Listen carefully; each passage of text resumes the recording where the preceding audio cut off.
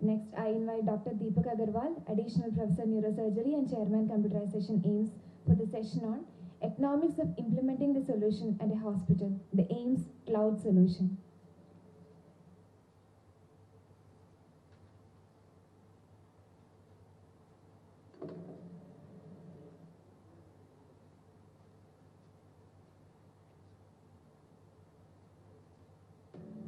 So what I will be doing is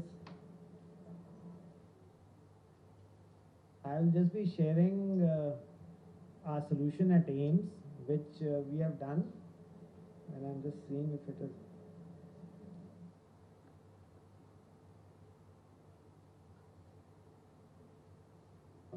This is a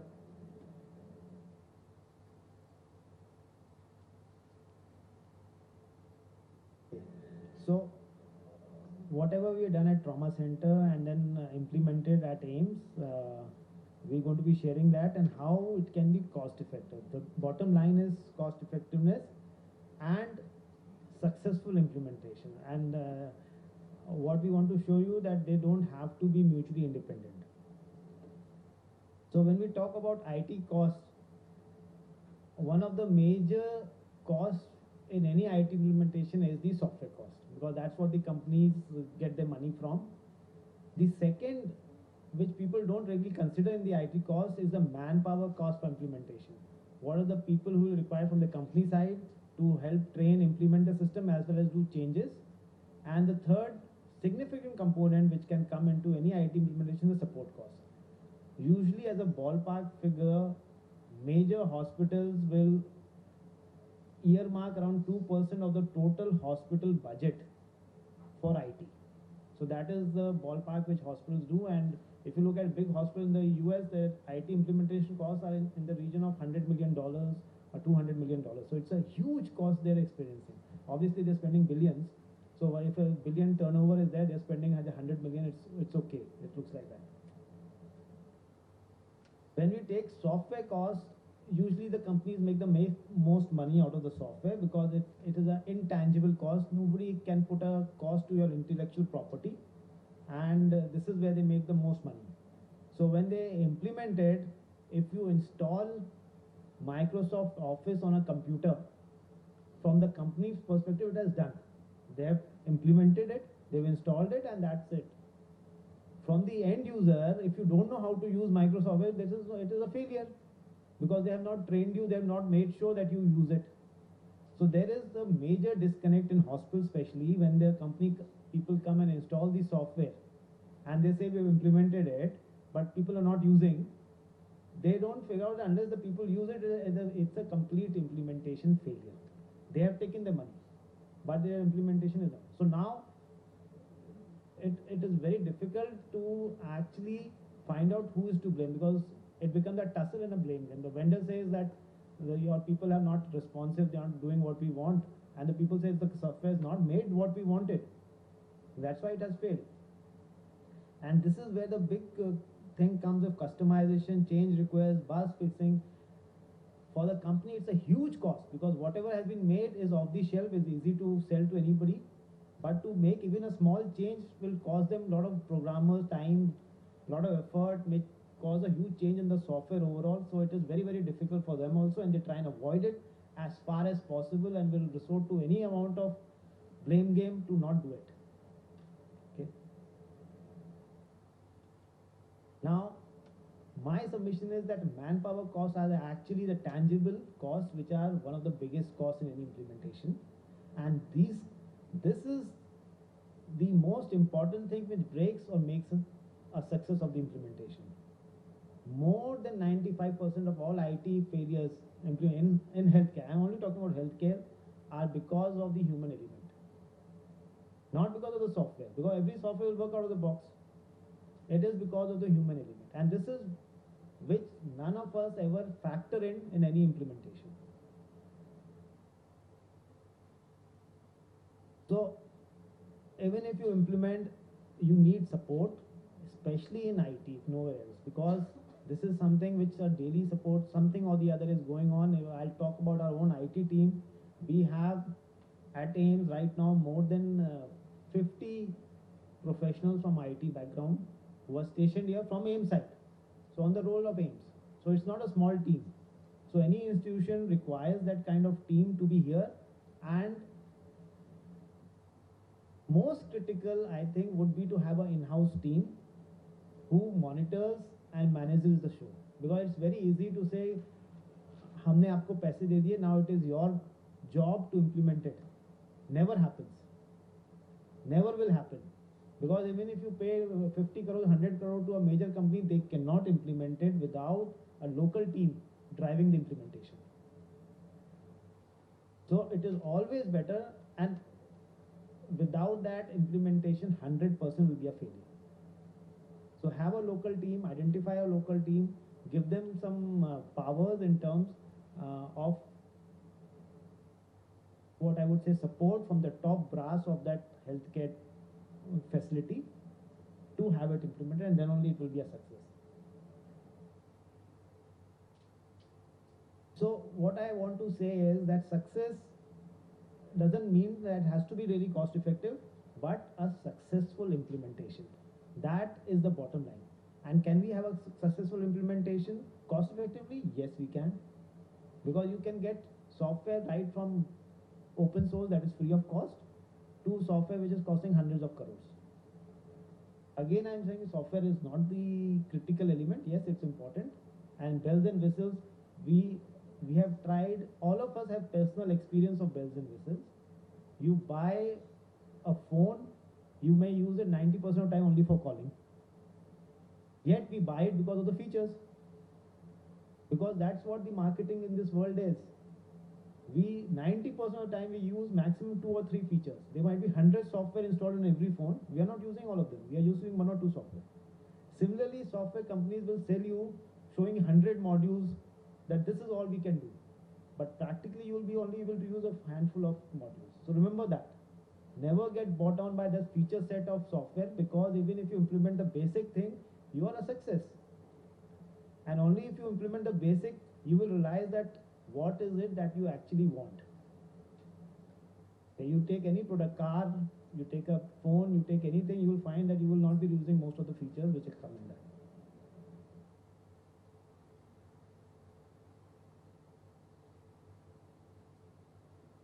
So how do we crack this code, or how do we have a successful?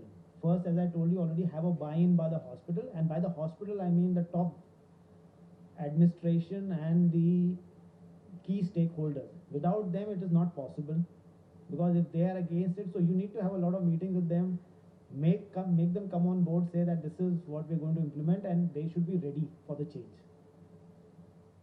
Second is the implementation should be done by the hospital. Very important. Don't leave it to the vendor, because vendor will show you that this is working, this is how you enter, and this is what the result you get, and it's for them that's implemented. Implementation has to be done by the hospital. What the vendor has to do is TOT, what I said, training the trainer. So vendor will train a group of people who will then finally implement it. And only the customization and development on part will be handled by him. So you have to have very clear things what he's going to be doing. And that way it can be really, really cost effective. What we have done is, we have created a team of nursing informatics here, which are nurses who have been given special training. Right now we have around 70 nursing informatics, which may seem a big number, but when you see the hospital strength, which is around 5,000 nurses in AIIMS, it is hardly less than 2%. Okay? So when you have to see the big picture always. If you see 70 nurses nursing, what are they doing? Then you see how big is the hospital, how many nurses only. You imagine we have more than 15,000 staff on rolls as of today in AIIMS. So if you have to train all these staff to use the system, you need a lot of people. One company cannot come in and train 15,000 people and get the system active. It has to come from within. And that is why this team was created, 70, and then they further train other people and make sure it is done.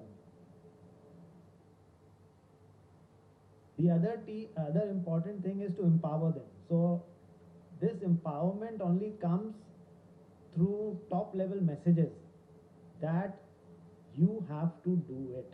And this message, like our director gives to all HODs and everybody, that yes, it has to be done, come what may. When we started the lab implementation out here in AIIMS, we had numerous problems because the technician was not ready to enter into the system, and they said it was going to be extra work for them. Machines were not interfaced. We said nothing doing, you have to manually enter into the system, because the doctors, everybody wants the results to be seen on the computer. How you do it is the lab, is the problem of the lab. We have so many people, you enter, do not give the report to us.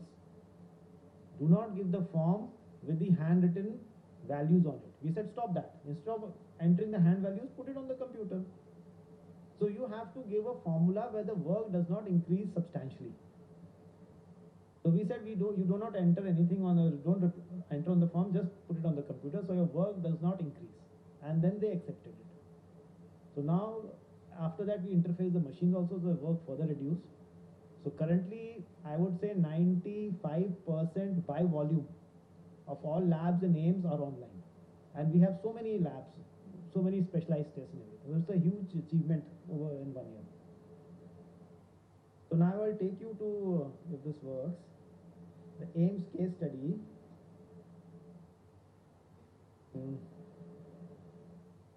Just give me a moment.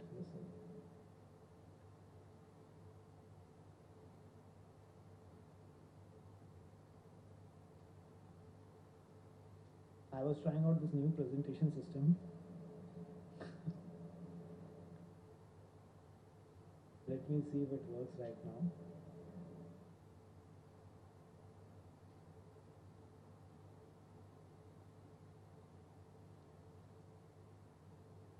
So I'll talk about trauma center. And when we started trauma center, one of the mandates was that it should not just become another center of AIIMS, because if you look at any hospital, and be it AIIMS, be it any other hospital, government hospital, it is not providing the ideal care. There is so much of disconnect between patients' expectations and what is actually provided to them. So we said when we are for the trauma center, that the first thing, the basic thing should be to improve the transparency and accountability. And how do we do that? That I'm going to talk in the next few slides. The other priorities were to improve the patient delivery of certain patient services. And we targeted 2 departments for that, which is the emergency department, which is the face of the hospital, and the OPD, again, which is where the patients are the first contact. So the 2 places in the hospital where the patients have first contact is either the OPD or the. So these 2 were the key areas. And third was to improve the online services. So 4 strategies we applied in trauma center, and because of the success we had there, we then replicated it to AIIMS, and I'll talk about that one by one. The 4 things are the call center, which I think is very, very important, online real-time audit, eMLC, and the patient display system. I think we have talked a little bit, so I will talk my own perspective on the 4 and the philosophy why we introduced it. See, the call center, we actually tendered. There was no precedence in India for having a call center for a healthcare facility. So we were the first. And I don't know about the world, but for us, it was the first in India to actually have a call center functioning for a government hospital. And what we wanted was that, and what they're doing right now, we put a service delivery timeline of 30 minutes. So as soon as a patient comes to the emergency, his registration details are automatically sent in real time to a call center, which was, because it was tendered, it could be anywhere in the world. So this is in Noida actually, in real time there. And the operator there has one job to do, is to give a call to that whichever number this has been registered on the database. So they give a call and they say, welcome in Hindi, कि आपका trauma center में स्वागत है, और अगर आपको कोई भी प्रॉब्लम हो आप इस नंबर पे फ़ोन कर सकते हैं, और आपको डॉक्टर और नर्स अभी देख लेंगे. So you imagine a patient, a poor or illiterate, any patient who's walking in, getting a call saying that you're welcome to trauma center and this and this. This has never happened to anyone. So it empowers and gives them such a good feeling Nothing else. It gives them a good feeling that wow, this is, and I have a number to complain to, and this itself improves your, I would say, advertising or the visibility of the whole thing. Unprecedented. And people were really very happy about it, the public, you know. And for us, what we wanted, because we can only, a call center can only function if the numbers provided are accurate. It's not that the number is not reachable. So whatever numbers they found were not reachable or not picking up, they send a list immediately to the emergency department where a nurse informatics sitting that these numbers are not, these are the names and numbers, so they can cross check, make them correct, because we want all 100% of the numbers to be verified. And again send them back to call center so that 100% of the patients who are coming into the emergency have verified phone numbers on our database, so that we can follow them for life. And I'll talk about it. Once we have the phone numbers verified on our database, then, as I said, there are only 2 or 3. We send the patient or discharge him. Most of the minor head injuries, whatever, we send them back home and call them back to the OPD. So the call center takes it. India, if you all know, runs on missed call. If you can save 1 rupee, why spend it by phoning up? Now you will just give a missed call and let the other person phone up. And people are really very poor. So so we said that you will not wait for the patient to phone you up. Okay, you will phone up the patient. So the call center phones up every patient and saying that, okay, you were seen in the emergency. How was your experience? Have you been asked to come again? And so which department, which day? So whatever the patient says, they book an appointment on that. Very simple. So they book an appointment on day -1 of the day. They again phone up the patient that we are just reminding you and send an SMS that tomorrow is your appointment, this is your queue number, and it all comes in the SMS also. Day 0, the doctors in the morning, they send an email with all the appointment list for every doctor, which are then pasted on the doors, like in the courts, that these are the patients which are supposed to come in. Now, after the patient has come in, again they're supposed to phone up the patient in the evening that did you visit the doctor? Because check-in, we had a different system in trauma. We are doing retrospective check-in. So they again phone up saying, did you come? If he says yes, and when did the doctor call you? So if he says after 6 months, 1 year, whatever, they will again book an appointment after that. So it becomes a perpetual process. So our philosophy is the patient should not spend a single paisa. What has happened in India is, because although we being a colonial country, we are still in the slave mentality. So if a patient or any person who is not dressed well or doesn't speak English well, even the guard will treat him like dirt. So it is a very pitiable state that we are going. And if you speak good English, then the guard will also give you a salam in any institution. So this we wanted to stop. And the only way to stop is to remove the human interaction. The second thing is, this is,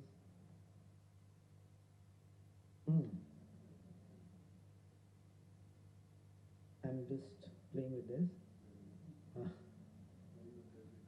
Busy. So second thing we did was real-time audit. So what is real-time audit?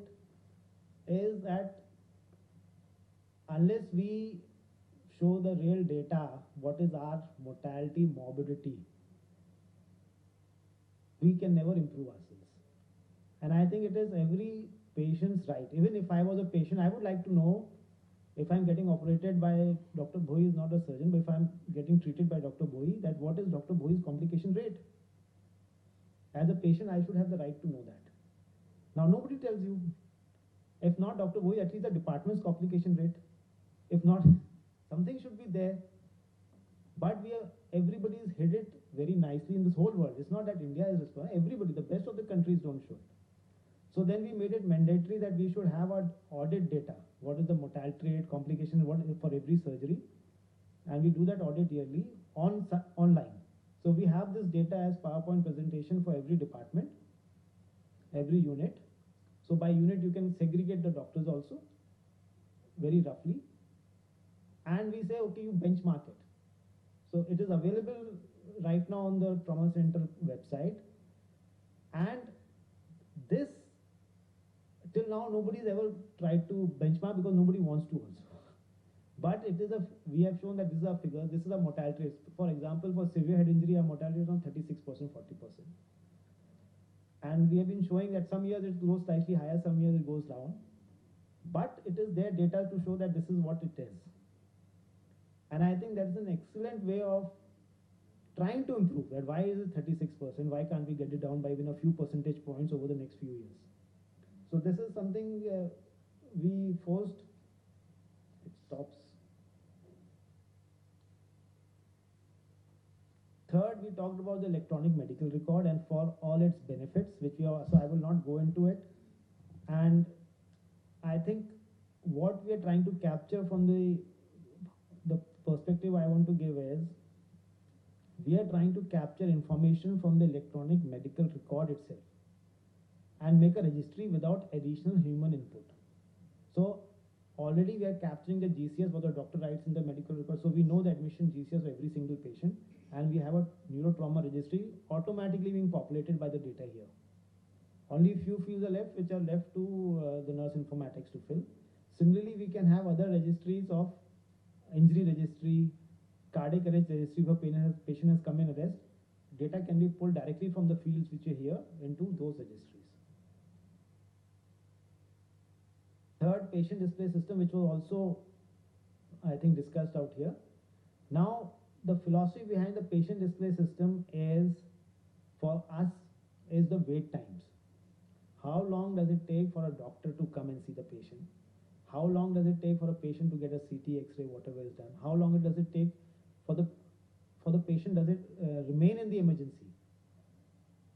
So these statistics are automatically being generated so that we can improve ourselves.